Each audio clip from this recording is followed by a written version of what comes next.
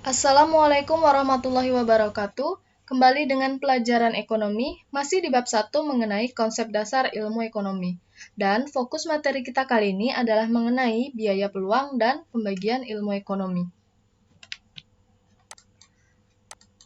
Tujuan pembelajaran kita yaitu mengetahui pengertian biaya peluang, yang kedua, cara menghitung biaya peluang, dan yang ketiga adalah pembagian ilmu ekonomi. Lanjut. Yang pertama mengenai pengertian biaya peluang. Biaya peluang adalah suatu biaya yang muncul akibat dari memilih sebuah peluang terbaik dari beberapa peluang alternatif yang tersedia.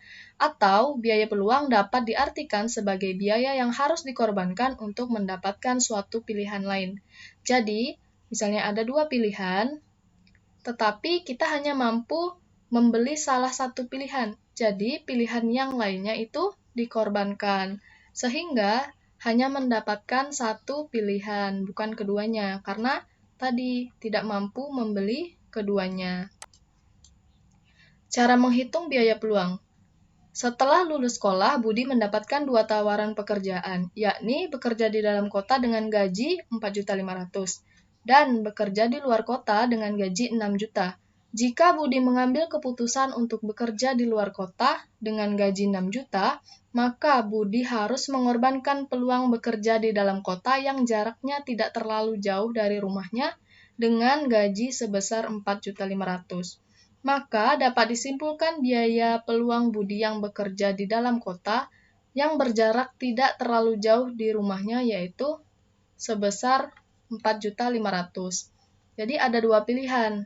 Budi ingin bekerja di dalam kota atau di luar kota. Jika dia memilih bekerja di dalam kota, maka dia mengorbankan gaji 6 juta yang di luar kota. Atau sebaliknya, ketika Budi memilih bekerja di luar kota, jadi ia mengorbankan gaji 4.500.000 yang pekerjaannya itu tidak jauh dari rumahnya. Ngerti? Insya Allah ngerti ya. Lanjut pembagian ilmu ekonomi. Ilmu ekonomi itu ada 3 ya pembagiannya. Yang pertama ada ilmu ekonomi deskriptif, yang kedua ada ilmu ekonomi teori, dan yang ketiga ada ilmu ekonomi terapan. Yang pertama kita bahas mengenai ilmu ekonomi deskriptif. Jadi, ilmu ekonomi deskriptif itu merupakan analisis ekonomi yang menggambarkan kondisi sebenarnya berdasarkan kondisi fakta dalam perekonomian. Jadi, di dalam kondisi ilmu deskriptif ini, penjelasannya bisa berupa kurva, data, tabel, ataupun yang lainnya. Contohnya ini, misalnya gambaran kondisi krisis moneter di Indonesia yang terjadi pada tahun 1998. Nih gambarnya, contohnya krisis moneter 1998. Nah, pada tahun 1998 tersebut, Indonesia itu berada pada krisis moneter atau krisis finansial. Terjadi itu karena adanya krisis finansial Asia 1997 sampai 1998. Jadi inflasi rupiah dan peningkatan harga barang bahan makanan itu menimbulkan kekacauan di Indonesia. Ibaratnya semua harga itu melonjak tajam. Yang harganya misalnya 1.000 naik menjadi 5.000 seperti itu. Sehingga pada tahun 1998 itu Presiden Soeharto memecat Gubernur Bank Indonesia karena ya ketidakstabilan ekonomi tersebut, terjadi krisis. Seperti itu ya. Jadi ekonomi deskriptif itu hanya menggambarkan bagaimana sih kondisi yang terjadi di Indonesia atau berupa datanya seperti itu. Yang kedua, ilmu ekonomi teori. Ilmu ini adalah berusaha menjelaskan, mencari pengertian hubungan sebab akibat dan cara kerja sistem ekonomi. Nah, dalam ilmu ekonomi ini terbagi menjadi 2 macam, yaitu ekonomi mikro dan ekonomi makro. Jadi, kalau yang deskriptif itu hanya memberikan data-data, sedangkan ilmu ekonomi teori ini mencari nih, sebabnya apa terjadi krisis. Setelah itu cara kerja sistemnya seperti apa, hubungan sebab akibatnya seperti apa. Di sini ada bedanya ekonomi mikro dan ekonomi makro. Kalau secara simpelnya gini, mikro itu yang dibahas itu lebih kecil, kalau makro lebih besar gitu ya. Kalau gambaran yang sering kita dengar. Yang pertama, menganalisis harga barang suatu barang atau jasa tertentu saja. Yang kedua, menganalisis tentang perilaku ekonomi tertentu, yaitu tentang produsen dan konsumen. Jadi, ini itu tentang bagaimana sih perilaku produsen, konsumen, yaitu seperti produksi, konsumsi, distribusi, terus laba rugi perusahaan, seperti itu. Jadi lebih kecil. Dan yang ketiga, memahami bagaimana mengalokasikan faktor produksi agar dicapai kombinasi yang tepat. Sedangkan dalam ekonomi makro ini mencakup yang lebih luas, yaitu menganalisis harga barang dan jasa secara keseluruhan. Menganalisis mengenai segala permasalahan ekonomi secara keseluruhan seperti produksi nasional, pengangguran, dan pertumbuhan ekonomi.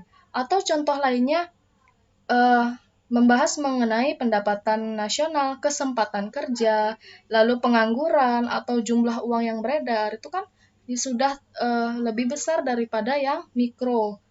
Contoh lainnya, laju inflasi. Seperti yang tadi, inflasi itu kan biasa terjadi secara besar-besaran. Nah, inflasi inilah yang dibahas di ekonomi makro.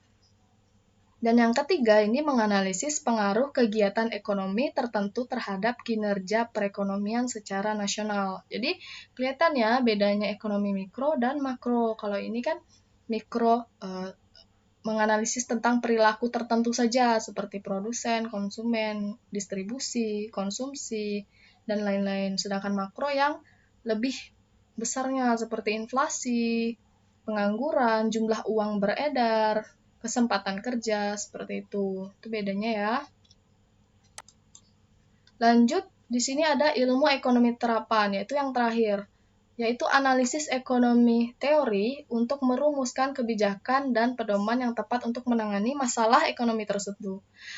Jadi, ilmu ekonomi terapan lebih bersifat praktis dengan menerapkan pengertian ekonomi pada bidang-bidang atau masalah tertentu, misalnya ekonomi di perusahaan, ekonomi moneter, ekonomi perbankan, dan lain-lain.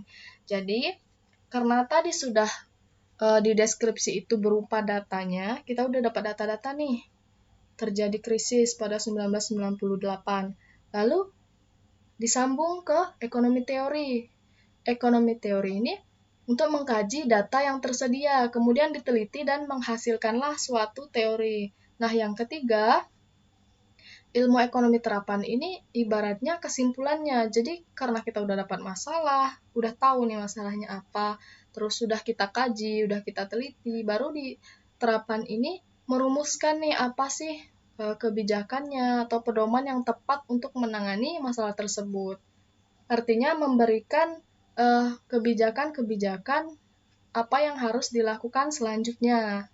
Nah, ilmu ekonomi terapan ini contohnya ada ekonomi koperasi, ekonomi akuntansi, ekonomi perusahaan, ekonomi moneter, ekonomi perbankan, ekonomi pembangunan. Itu kalau di perkuliahan nanti ada lebih rincinya, ada jurusannya, misalnya ekonomi pembangunan.